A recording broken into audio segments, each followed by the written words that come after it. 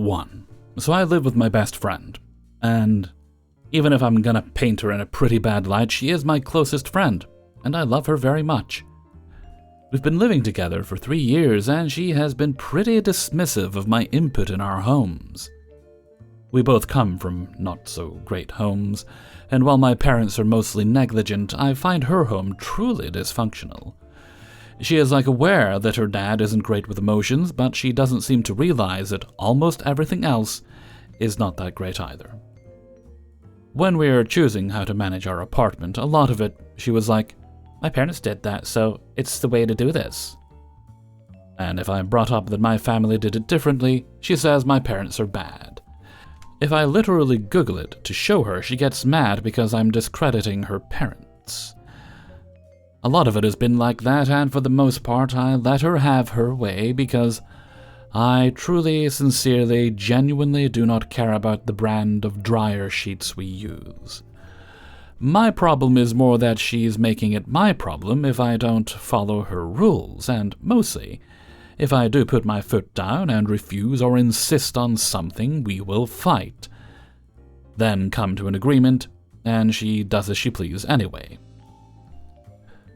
If I try to bring it up, she will laugh and say she doesn't remember our conversation. On top of that, she's not great at picking up after herself, and it's getting more and more challenging to pick up after the both of us. To the part that's making me not want to live with her anymore, she is so damned condescending. She will talk to me like I'm dumb when we disagree on something. Will say things like, "I don't think you understand how that works," and will argue with me about things I know more than her about, because her mom told her, or she's sure, and she refuses to believe me when I show her proof, or tells me I don't actually understand it, because I simplified it to tell her. For example, I'm trying to maybe buy a condo with my mom and my sister, nothing set in stone, and she thinks it's so stupid because why buy property if you're not buying a house? And she's being pretty judgmental about it. Yesterday she said some things about my boyfriend and my medical decisions, and I was so mad. I'm thinking of getting off the pill because it's never great for one's health. Not saying nobody should take it, just that all treatment and drugs have bad side effects. And she was really skeptical and said I should get an IUD. I did a lot of research on contraceptives because unlike her I had to switch birth control a lot because they screw me up really bad. I told her I won't get an IUD as they are painful to install, can cause discomfort, and, the main reason, they can be extremely dangerous if they fail or have complications. I'm not shaming anyone who has one, I'm just not risking it. My boyfriend and I use condoms anyway. The next comment was about my boyfriend. He still lives with his parents because 1, they get along very well. His parents are so nice, for real. His home life is great. 2, his parents live close enough to his university so there is no need to move, and 3, rent is expensive. Canada's rent crisis is real. She made a comment about him living with his parents being a bit of a loser. We are in our early 20s, most of our friends live with their parents. And I told her his choice was logical and I'd do the same if I was in his place. She made a couple of comments about the transportation time to his parents being unsustainable, and how she likes to be independent, and she doesn't want him sleeping over 5 times a week. It was never the plan. He comes maybe once a week, and she gets along great with him. She even suggested he move in when we just started dating. And she seems to forget that being closer to university was just a perk. She and I genuinely chose to move out because our home lives were not good and would probably still be at home if it was not like that. Kinda funny, because right after those comments she had a meltdown because of how much stress working while being at university is. She again refuses to acknowledge that a lot of the stress she is under is her own doing and avoidable things that she's chosen. When I tell her, I don't understand anything. She's making comments how she's on her own, implying I'm not, which is crazy because I very much am and I don't have the emotional support she has from her parents. I want to tell her I'm gonna move out, but rent alone do be expensive. My boyfriend and I both agree he should not go from living with his parents to living with me straight away. But everything turns into a fight or a panic attack. I own a lot of things in our apartment, and I know she's gonna have a meltdown about it. I once told her I was gonna move out after our lease ends if she doesn't start cleaning up after herself, and she asked me for a full year notice if I was gonna do that, or move away with my boyfriend. I did tell her that was unreasonable. Anyway, I've been dropping hints that I may not renew the lease with her. I'm not sure yet, but we do communicate. I tend to drop things I don't really care about, but I'm not a doormat either. I'm gonna go look at a shoebox for rent for $1,200 and a kidney each month. Hellfreezer's note.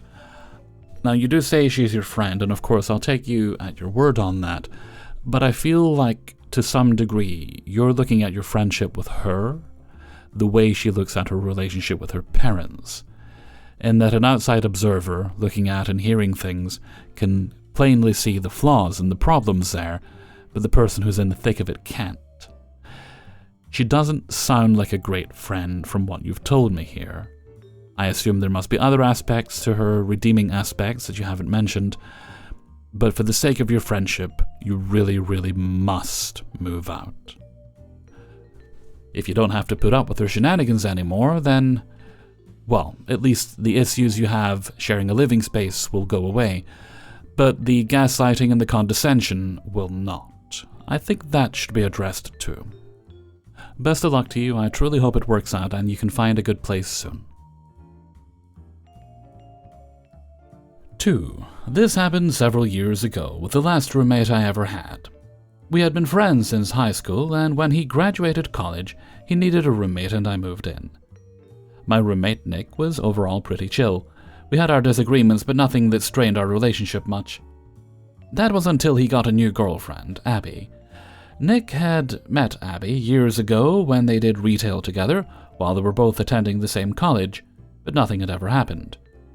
A few months after I had moved in, they started dating. One day, Nick asked me if Abby could stay with us for a week or two, and I said that was fine.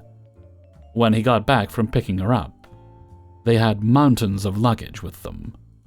I asked what was with all the stuff, and he said she was moving in because her home life was terrible. I reluctantly agreed to let her move in as long as she could follow the house rules.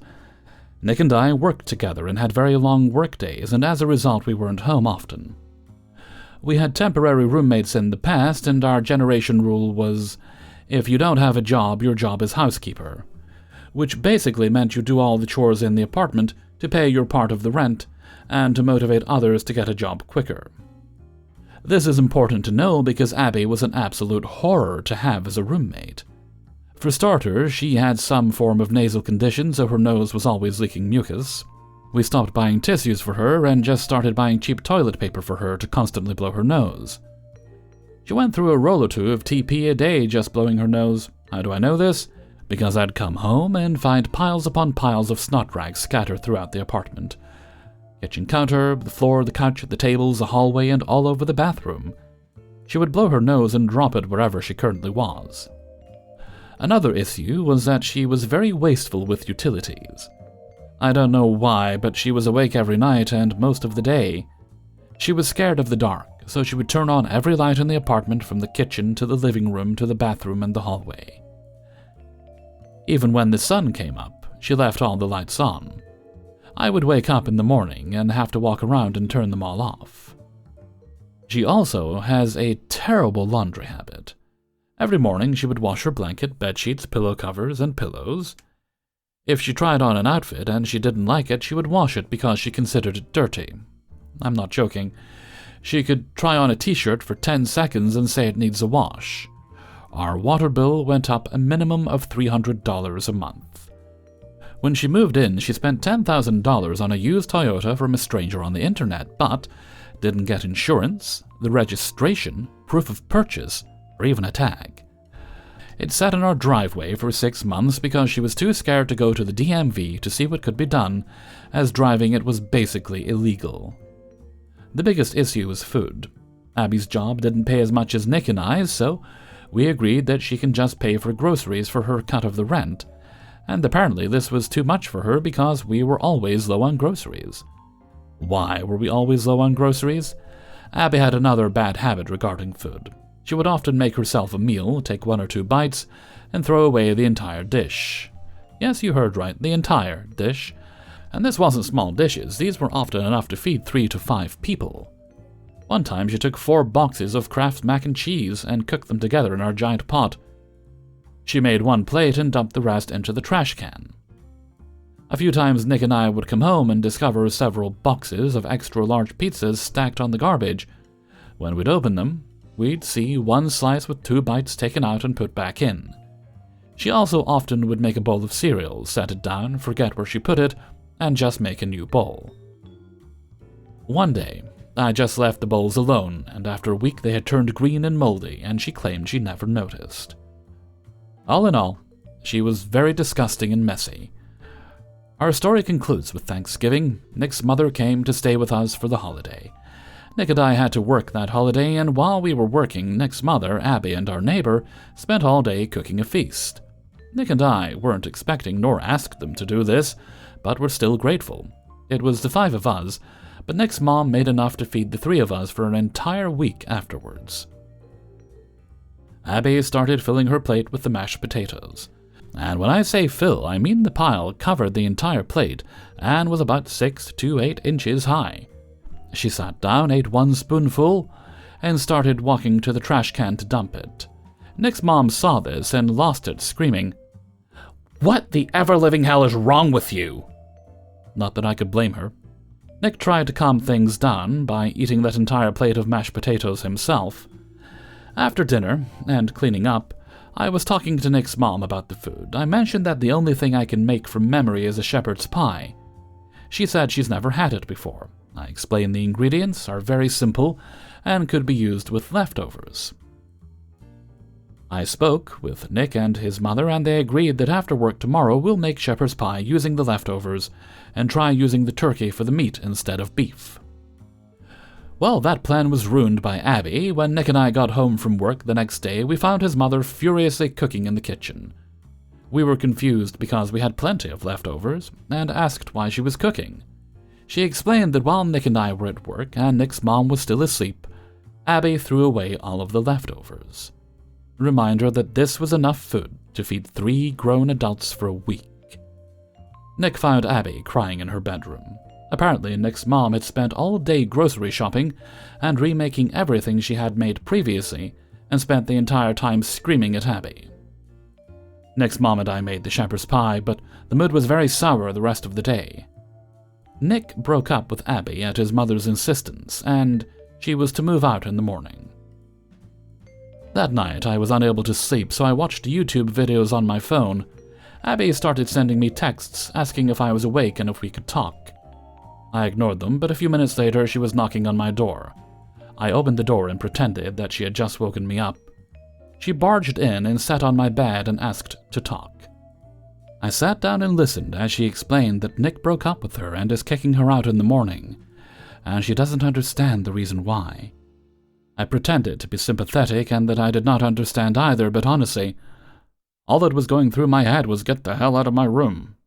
She kept scooting close to me and leaning forward and asking me to talk to Nick to get him to reconsider. I tried to be nice and explain that I couldn't change his mind. Truth was, I wouldn't bother, but she kept begging. She said she would owe me and kept getting closer. I don't know if she was actually trying to seduce me, but it wasn't working, because I just spent 8 months with her as my roommate. I told her I'd try in the morning and nudged her out. When the morning came, I just stayed in my room and pretended to be asleep as they moved her stuff out. Abby was constantly quitting and starting different minimum wage jobs. While unemployed, she'd ignore the house rule of unemployed housemates clean the apartment, and if anything, it got filthier. Mold and wasted food from other bugs, as she never put her trash in the garbage except for food. 3. Following on from the last, I have one more story about Abby.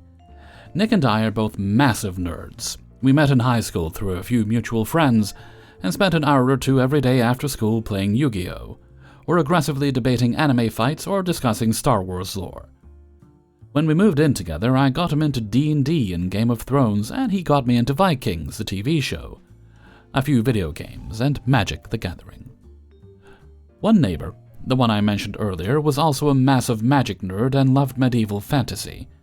We all decided to go to a Renaissance fair about 5 hours out of town, and get the 2-day pass and split a hotel room with our neighbor, her husband, and her kid. Abby was not into nerd stuff at all, and that's fine. We told her we were going for us, and she gets to have the whole apartment to herself for 2 days. She insisted on coming along. Nick and I said it was fine, but warned her repeatedly that this was going to be full of nerd stuff, the kind of thing she didn't like. But she demanded to come along too. Nick and I made cheap peasant garb, and Nick found a princess dress on sale from Halloween, and used his sewing skills that I did not know he had to have it fitted to her.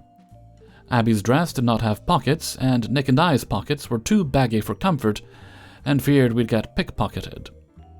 So I bought a large, cheap purse that fit the aesthetic, and we kept all our phones and wallets and keys in it, and agreed to always stay in a group. The day came, and it seemed like Abby was doing everything she could to ruin the trip. If Nick was driving, she demanded to be in the front seat so she could hold his hand. Whenever I drove, she cried until Nick got in the back seat to cuddle with her. And I don't mean slightly upset, I mean a tantrum you'd expect from a toddler. We got to the hotel room, and she complained she had to share with 4 other people. Again, Nick and I told her that everyone had agreed to this to split costs, and there were plenty of beds for everyone. Nick and Abby took one bed, the neighbor and her family took the other, and the couch had a pull-out mattress for me. Regardless, she complained about the situation. We went to the fair, and overall it was magnificent. Thousands of people, hundreds of shops, performers, live chess, music, a Viking parade, and axe throwing. Unfortunately, the experience was a bit ruined because of Abby. It should be noted that Abby was about 5 feet tall, walked quietly, and had a short attention span.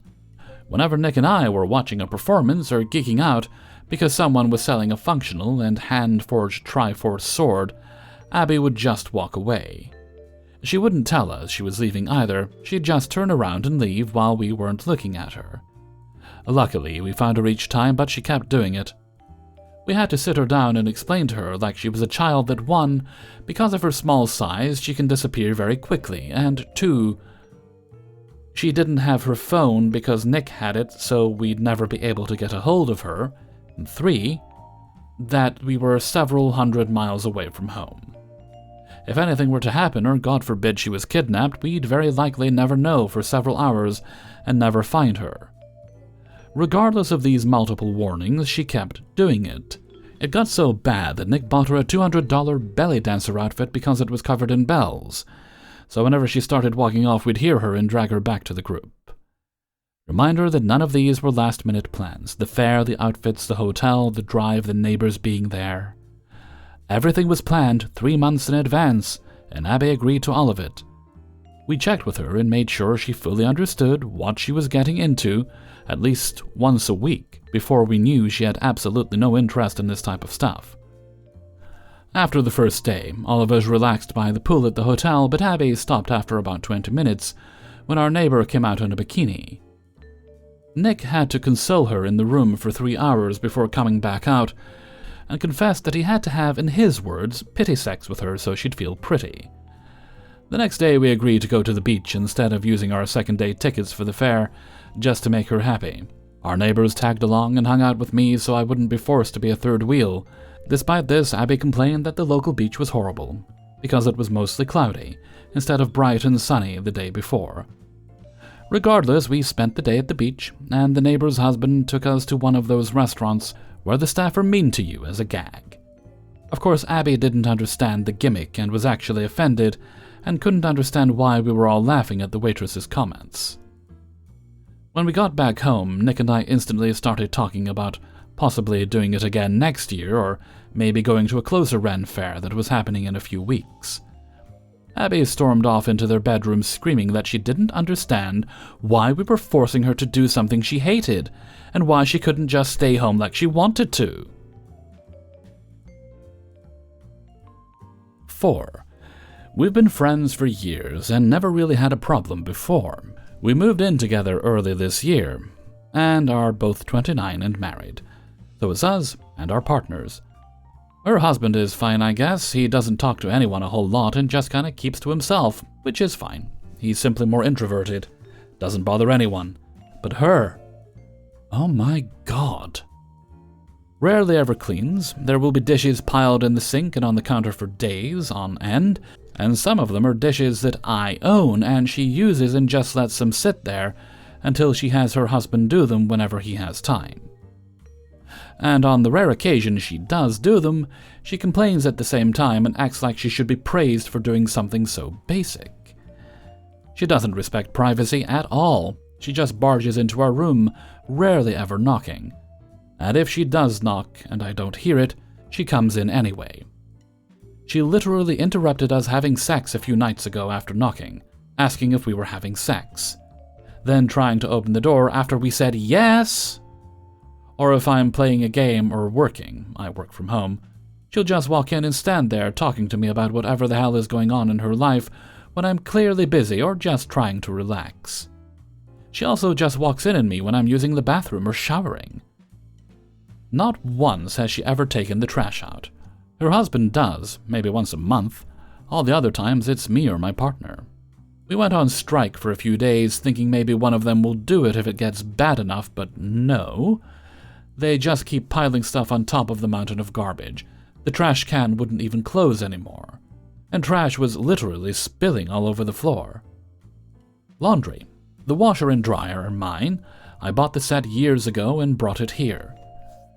They didn't have one. She'll put clothes in the wash and then they'll sit there for days, or she'll transfer one load to the dryer and do another load so both units are taken up for days. So then we have to move all her stuff over, put it in baskets, whatever, in order to wash our things. She and her husband fight, although it's not really fighting, more like screaming at him for 4 hours. That's not an exaggeration. Straight. In the middle of the night, no matter where I was in the house, I could clearly hear her slamming doors and screaming like a child.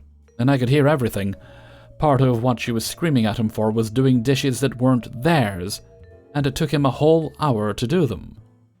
One, I have scrubbed every single one of their dishes countless times because I got so sick of seeing the filth. And I needed some of my things that she dirtied and needed space to cook. 2, it did not take him anywhere near an hour. It was literally 4 plates that I hadn't gotten to yet, because I was dealing with my sick kid that day who was having such intense coughing fits she was gagging and throwing up bile. Screw me, I guess. 99% of the time, though, I clean as I go when cooking and completely clean up after myself after a meal. Sex. I know when they have sex because, duh, she's also talked to me about it, in a non-weird way, and she knows we have sex. Never, ever, ever have either of us been able to hear one another. Neither of us are loud with it, and our walls and floors are so thick you just can't hear it. But the other night, you would have thought someone was watching porn at max volume and surround sound. I was downstairs and thought it was my kid who'd recently been sick. Not even getting 2 stairs up to check on her, I realized that no, it was her, and my partner and I had to sit and listen to it, because she was being so over the top that, like her yelling, we couldn't escape it. She wants everything to be decorated and set up the way she wants it to, and no one else is truly allowed to have an opinion, or if you do, she bullies you into shutting up. Everything has to be her way. She keeps talking about signing another long-term lease with us, as if our world and lives revolve around her and we don't have other plans. But if we tell her that, it'll be the end of the world. I don't even know if I can survive the rest of this lease. I feel bad because we were close for so long, but it's just draining now. With most of this stuff, if I wanted to be doing all of this, like cleaning up after another person every day, I'd just have another baby. 5. Okay, so at the beginning of the year, I moved out from living under child services because it was horrible there, and I thought I'm turning 19 soon. I want to start my life and not be dependent on them anymore. Also, the 2 other teenagers I was sharing a flat with were horrible with noise, cleaning up, and taking accountability. And talking about it, but you know what, fine, we are dumb teenagers, we have a lot of problems. I mean, there's a reason why we are living under child services, so I won't hold a grudge against them for that. I'm currently a trainee at my job, in the 2nd year, moving into the 3rd one, which means I don't get paid a lot. I get paid under the minimum wage, actually, but I like the work, so I'm close to finishing. So, I figured I couldn't afford a flat on my own, and it would be better for me to learn responsibility by sharing with others first. I got a room, heavily overpriced, like 80% of my monthly salary, but I had to accept something quickly because child services are happy to kick you out as soon as you announce it. With 5 roommates in the beginning, the few I met were really nice, and I was glad to realize everyone is age-wise 25 to in their 30s and some above. I thought, great, everyone should be responsible, and if something happens, be able to talk through it and take responsibility. I was so naive. It's worse than living with my other 2 roommates before. They do the exact same stuff, but worse. One roommate who lives next to the kitchen always tells us not to be loud when making food in the evening, or morning, because of work. But you know what? I get it's probably hard to sleep right next to the kitchen, with those thin walls, so I always make sure to be super quiet, or buy food outside beforehand so I'm not bothering her. But tell me why that same person is super loud. When she is home, she is always on the phone, but not in her room, is always outside in the floor's kitchen and bathroom, and I live literally next to the floor connecting everything, so I hear all of it. She's so loud while talking on the phone and doesn't care about the time either. She will do it at midnight. It doesn't matter, only her comfort matters, no one else's. She never cleans either, but got upset when I said I was only going to clean up after myself from now on, and take all the supplies that I bought, sponges, kitchen towels, dish soap, trash bags, cleaning sprays and toilet paper to my room, because no one else has bothered to buy those in ages. She also sometimes spends 3 hours in the kitchen. None of the original roommates are here anymore besides her. She's lived here for 2 years as well, so I'm guessing she doesn't mind the mess. But everyone who has moved in and out is the same. They're all above 25, but never clean and never do anything. Some didn't even wash their dishes after using them. One time all the forks, knives, and spoons mysteriously went missing, so I bought new ones. They never turn off the lights either. They will leave lights on for days if I don't turn them off. And with the summer, combine that with them never closing the kitchen window, so every morning there's a new wave of bugs in the kitchen. Besides the problems, I also realize I hate living with people. There's always someone there. I have social anxiety, but before moving here, I got better with it. But the situation has made me anxious to be outside of my room, and even in my room. I've starved myself for hours because someone was in the kitchen, or held my pee in for hours. I am so anxious about someone walking into the kitchen that I only eat quick 5-minute meals or make myself sandwiches quickly, and I only eat in my room. Most of the time I buy myself to-go food as well after work and eat it in my room. No one interacts with each other except when they need to, and the reception I got when I announced taking my supplies to my room made me cry because they know I'm 19 and barely earn anything, yet their response was so condescending, like toddlers. One literally said after I told them, "No, I'm not lending you it. I just told you why I'm keeping them in my room," with, "Well, sorry for asking." They don't know about my depression, and I don't blame them for my depression, but my god, this situation has made it so bad that my room is a mess, and everyone is always up and out of their room at all hours of the day. So I'm too anxious they will hear me clean up my mess and see me take out my mess. So now I only do it quickly when I have early shifts, and need to leave at 4 a.m., but it's at a snail's pace. I don't feel comfortable in the messy room, obviously, so it just makes it worse and harder to clean, and it's a horrible cycle. I've lost all hope for other people, and I'm looking for one-room flats now, even if they're still 80% of my income. I don't care, I can't do this anymore. Tomorrow I have a visit for one of the flats I applied for, and I'm hoping so desperately to get it.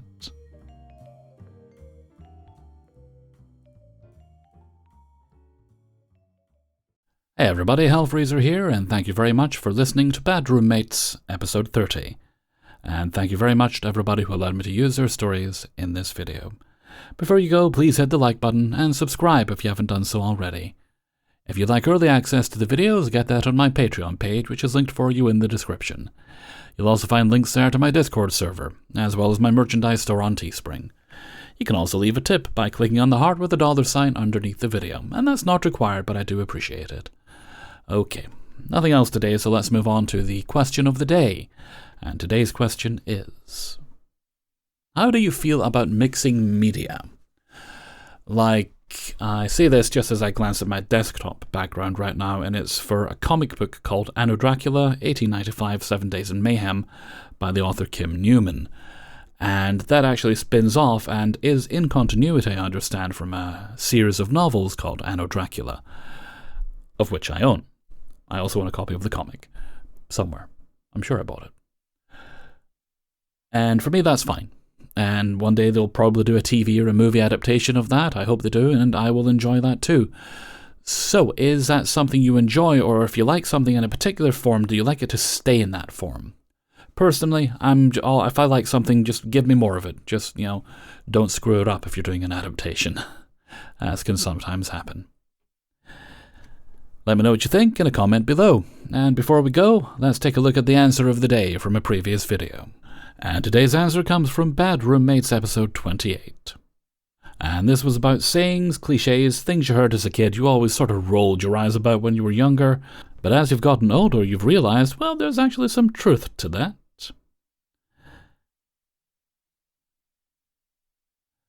And today's answer comes from Dust Warden. You can't get there from here. Never made sense to me as a kid because you can always get from one place to another if you try hard enough. As an adult, I find myself saying it in situations where point B is actually really close but only accessible via excessive backtracking or other effort. Like, the office you need is 20 feet away, but you have to exit the building and walk half a block to the right entrance. Thank you very much for your answer, Dust Warden, and with that, I'm going to head off for now, so until next time, thank you very much for listening, and take very good care of yourselves.